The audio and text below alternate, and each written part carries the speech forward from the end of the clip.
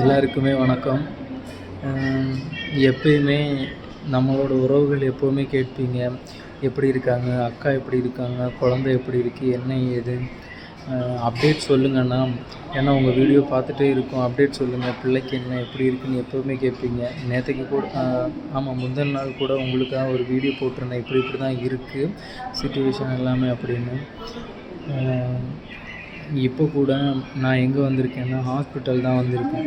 ஏன்னா இங்கே வந்து நமக்கு டைம் சொல்லியிருக்காங்க 12 மணிக்கு முன்னாடி அவங்கள பார்க்குறதுக்காக அலோவ் பண்ணுவாங்க. அது தாண்டி வந்து அலோவ் பண்ண மாட்டாங்க. அது தாண்டி 4 மணிலேருந்து 6 மணி வரைக்கும் தான்.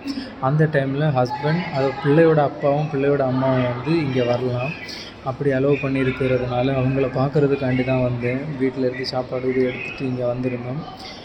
இப்போயுமே எங்கே உட்காந்துருக்கோன்னா அந்த ஐசியூ வார்ட் ஃப்ரெண்டில் தான் உட்காந்துருக்கோம்.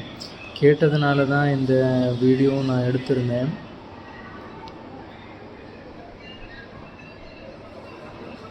இப்போயும் நாங்கள் அங்கே தான், நான் மட்டும்தான் இங்கே இருக்கேன். ஹஸ்பண்ட் வந்து பார்க்க வந்திருக்காங்க.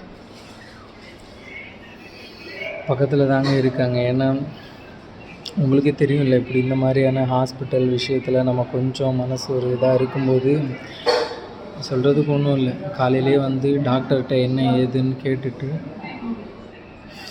இங்கே தான் வெயிட் பண்ணி இருக்கோம்.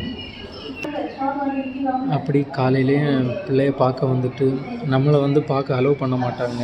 ஏன்னா என்ஐசிக்குள்ளாடி நம்ம வெளியே இருந்து வர்ற நன்மை இன்ஃபெக்ஷன் ஏதாவது ஆகலான்ற சான்ஸில் பார்க்க விட மாட்டாங்க. வீடியோவில் மட்டும்தான் பிள்ளையை காமிப்பாங்க நமக்கு.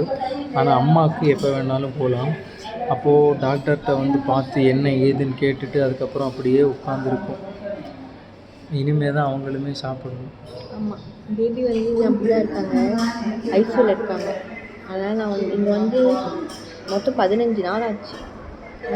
வேற ஒரு ஹாஸ்பிட்டலில் இருந்தேன். அந்த ஹாஸ்பிட்டல் இதில் 5 நாள் ஆச்சு. டெலிவரியே 5 நாள் ஆச்சு. இங்கே வந்து 10 நாள் ஆச்சு. 12 நாள் ஆச்சு. மொத்தம் 17 நாள் ஆச்சு. ஏமாம்மா 17 நாள் ஆச்சு.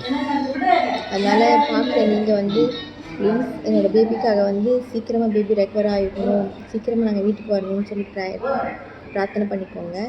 நீங்கள் பிரார்த்தனை பண்ணுங்க எல்லாருக்குமே ரொம்ப ரொம்ப ரொம்ப தேங்க்ஸ். ஆமாங்க, அதே மாதிரி மெசேஜ் போட்ட யாருக்குமே தெளிவான ரெஸ்பான்ஸ் நம்ம கொடுக்கல. நினைப்பாங்க என்னடா இதை ரிப்ளை பண்ணலைன்னு. அப்படி மட்டும் நினைக்காதீங்க. சிச்சுவேஷன் அப்படி இருந்த காரணத்தால் மட்டும்தான். தொடர்ந்து எங்களுக்காக நீங்களும் வேண்டிக்கோங்க.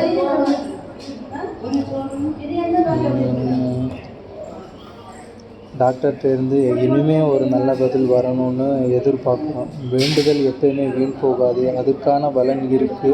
ஆனாலுமே இன்னும் அதிகமாக ஒரு நல்லது நடக்கணும்னு நீங்களும் வேண்டிக்கோங்க.